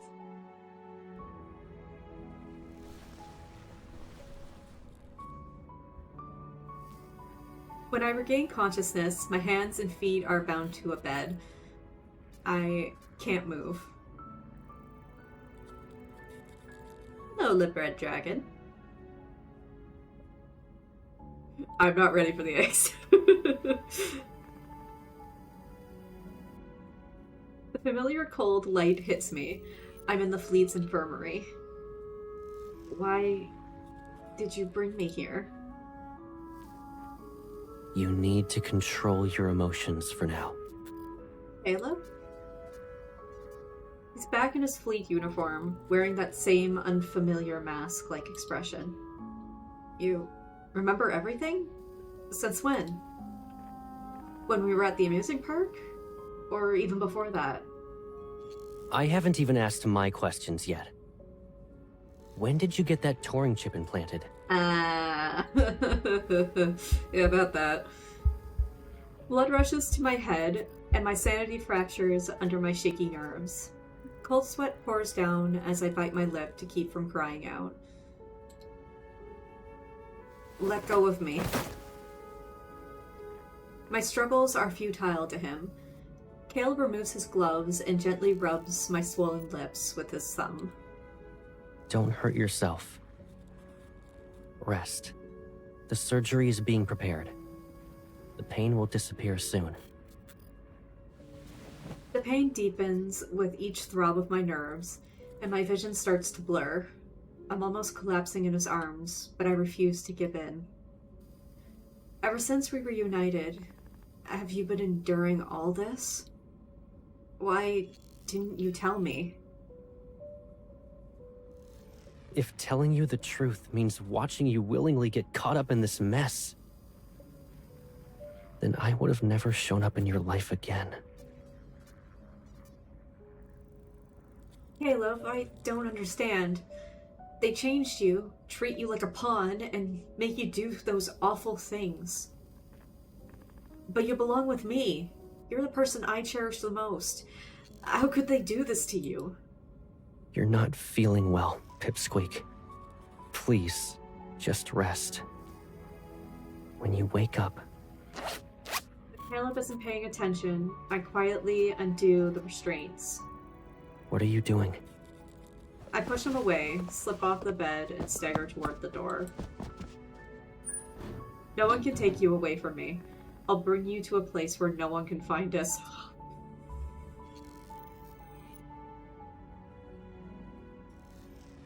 That's a familiar sentence. Are you going to talk about building a maze around the house?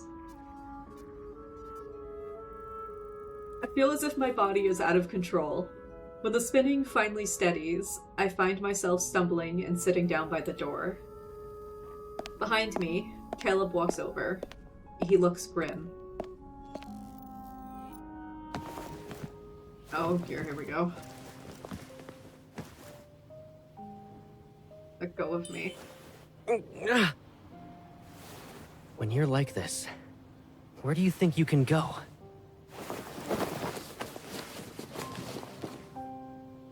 If you can't calm down, just stay like this for now.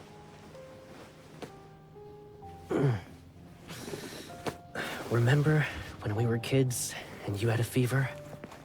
You were so restless that I worried you'd hurt yourself by biting your tongue. So I let you bite my hand instead. One time you bit down really hard, and that mark lasted for 2 weeks. Oh, that's what we just did. It was his hand we bit. At the time, I thought that when you were older, I'd settle the score with you. One grievance at a time. They are obsessed with each other. They are.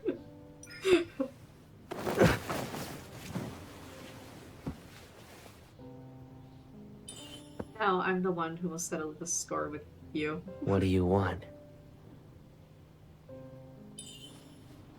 I want to peel open your heart and see what the secrets are hidden within.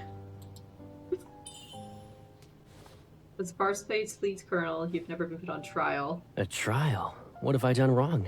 What are you accusing me of? You killed my Caleb. No, don't.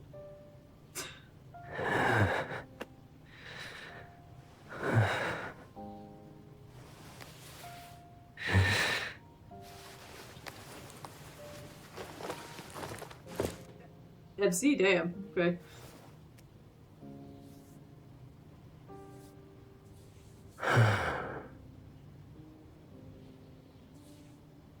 Pipsqueak, you should get some sleep now.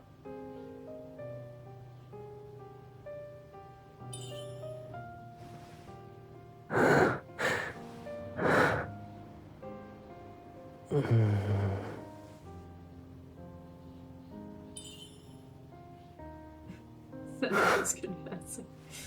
Then can you carry a little of this sin too? Don't leave me in this loneliness any longer.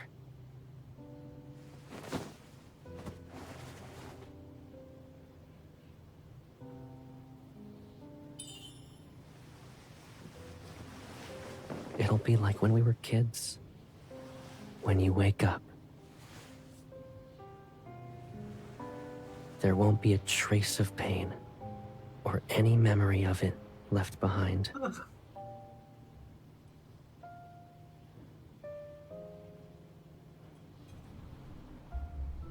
Oh, you killed my kid. Yeah, that was painful. Behind the glass wall, Liam watches the girl as she lies on the device. The neural scan projection shows a red area spreading from the chip. It indicates that less than 10% of her body is affected by corrosion. Forcefully dissolving the chip will erase all memories formed since its implantation, and it could cause irreversible damage to how her brain remembers things.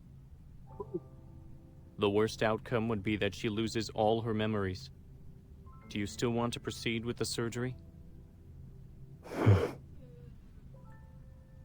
Yes.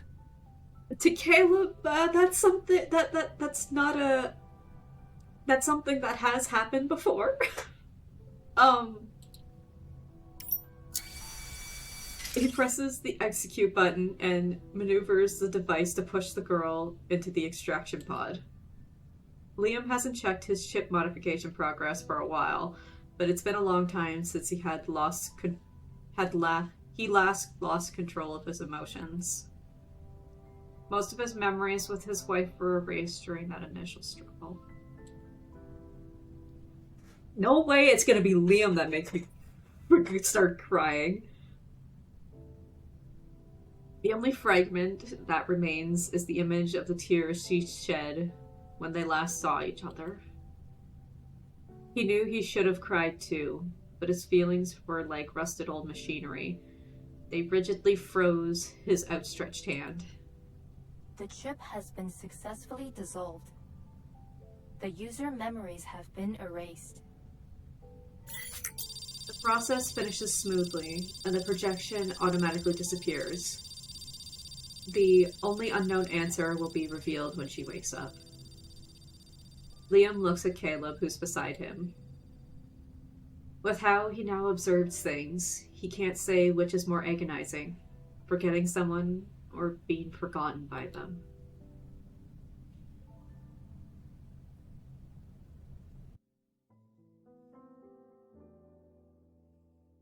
And now we're coming back full circle to the very start. Which we can't fully forget everything. That'd be insane. Yeah, here we go. In the dark, warm quagmire, a vicious substance slowly dissolves. My body regains a sense of boundless weightlessness. My consciousness stirs as sunlight filters through my blurred vision.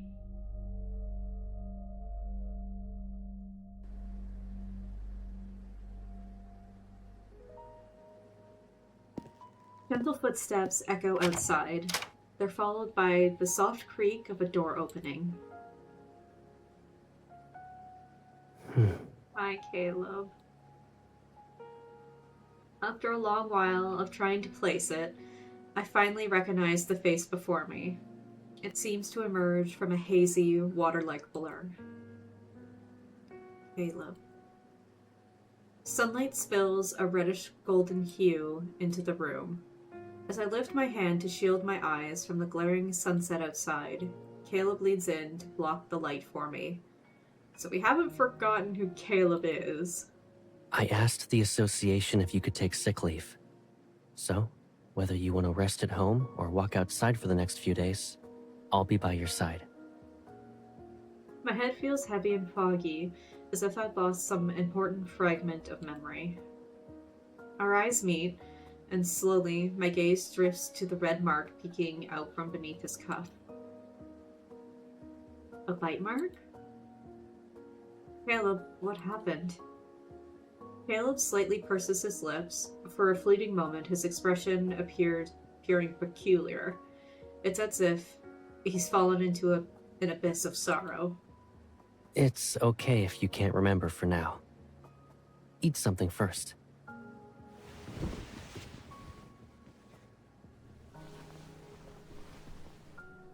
He helps me up, tucks a pillow behind my waist, and sits on the edge of the bed. He's holding a bowl of porridge. The millet porridge is thick and fragrant, perfectly cooked. I take a couple of spoonfuls from his hand before turning my face away. You don't want more? I don't feel like it.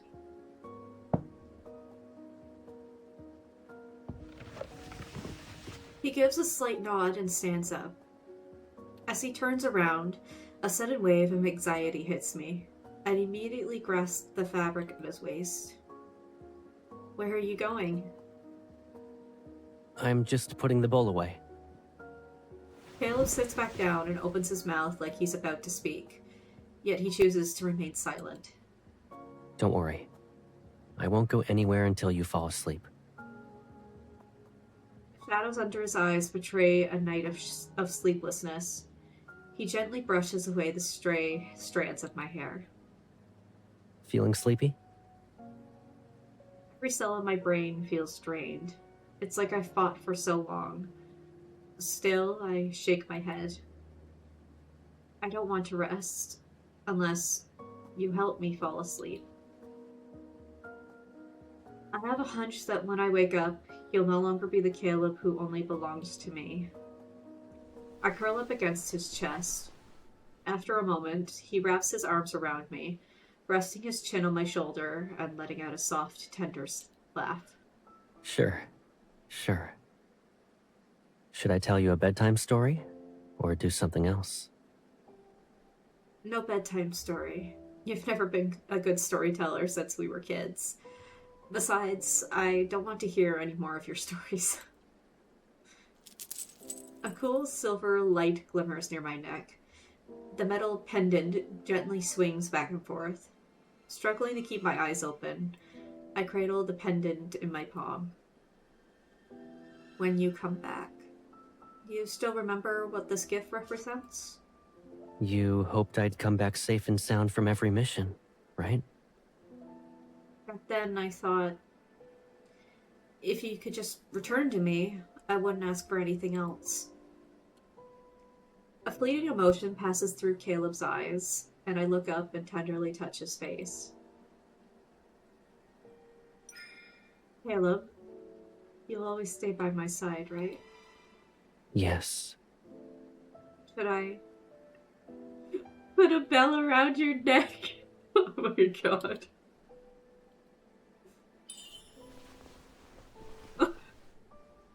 Don't you be looking at me like that. Not when you did the same thing, mister. I trace my fingers along his neck. They brush over his Adam's apple before pressing down on the center of his collarbone. It'll be right here. That way you won't be able to escape. When you held my hand that day for the first time, I knew I'd never get away from you. He leans down and kisses my forehead with a tenderness to show how much he cherishes me. So don't be afraid. No matter what happens, I'll be here for you. Now, time to sleep. I smile, settle into a comfortable position in his arms, and close my eyes, holding his hand gently.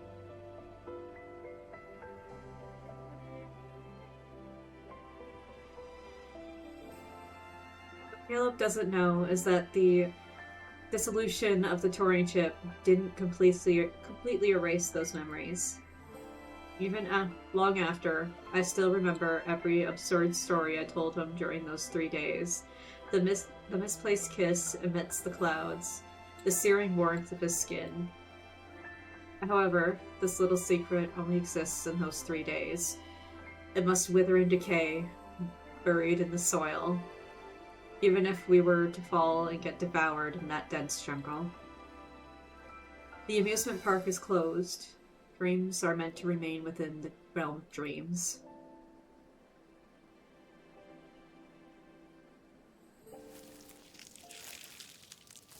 No one has visited the small garden behind the shelter in a long time. The young man wearing a uniform pushes open the iron gate and walks along a desolate path into the expanse of plants. His leather boots step over the toppled seesaw in the weeds. In the distance, within his view, a girl is sitting on a paper crane. Her back faces him. She's swinging her legs over when she turns to him. The rusty springs beneath her emit a jarring, screeching note. Caleb, you're here. The side of the elephant's slide was etched with uneven marks of their height as they grew up. One row on the left and one on the right. His marks always sit a little bit higher than hers. I'm the older one, so I'll always be taller. And because I'm older than you, my hands are bigger. I'll start school earlier too. I'll always be a step ahead. Smug baby Caleb. That's just how it is. Oh, he's so smug. The boy's voice fades away. He looks up and sees his 11-year-old self climbing that tall tree near the building for the first time. He sits at the treetop. He draws out a paper crane from the window using his e-ball and brings the girl from inside the building to the window's edge. He times it perfectly. He peeks out from under the windowsill and extends his hand toward her. He asks if she wants to come along with him. This abandoned place with overgrown vegetation is their first paradise. But the wind sweeps away from lingering echoes of the past. Hide and seek is over, and she appears before him from the swirling darkness. Caleb, how come you're always the first to find me? Her voice pierces his heart like a jolt of electricity, a lingering affliction he can never quite heal. It's also the source of his fears, his retreats, and his darkest thoughts. She stands at the end of everything, drawing him in. Gravity wraps into a black hole around her. He clasps his right arm as though offering a solemn gesture of devotion. Maybe it's because I love you a little more than you realize.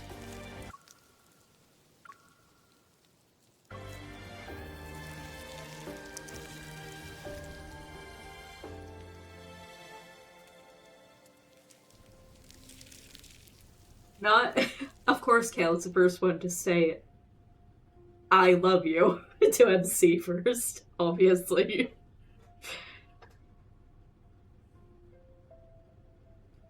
In the zero-gravity lab, the young man's body floats under the cold light, suspended in an almost primordial state. Tiny currents of electricity crackle in the air and slither into his mechanical right arm. The partial modification that's been completed is still under the Turing chip's control. However, we can't access the chip's records of Caleb's memories. Has the chip been damaged? Ooh, I hate you. Despite Caleb not being the perfect subject, they've sacrificed a great deal to obtain him. If the Turing chip in his body suffers any damage, the long-hidden plan will be in vain. The chip's integrity is at 93%. It appears he's purposefully sealed his brain rather than damaging it. The patrol data we input disappears whenever it reaches a specific area. It doesn't get rejected or intercepted. It vanishes as if... Black hole. It's being pulled into a black hole. Yes. He's protecting any memories of MC that he has. How troublesome.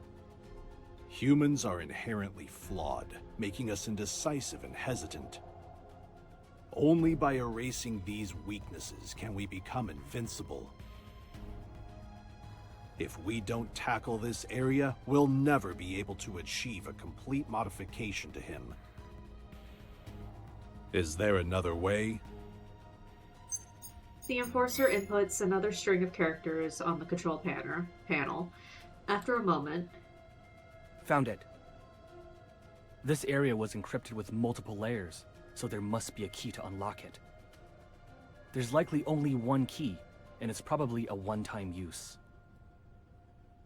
The old man nods, giving one last glance at his great work before turning to leave the room. Then let's find it, no matter the cost. Oh.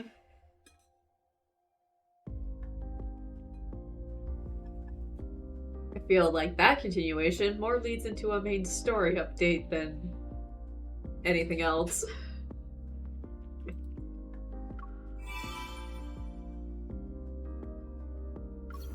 Not the sky train.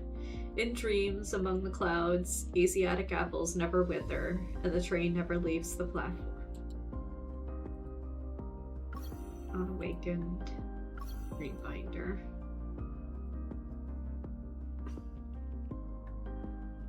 Black hole in his brain is crazy. I feel he'd do anything to protect those memories. Though it's a question of whether he's doing that intentionally or if it's just something that's happening out of his control.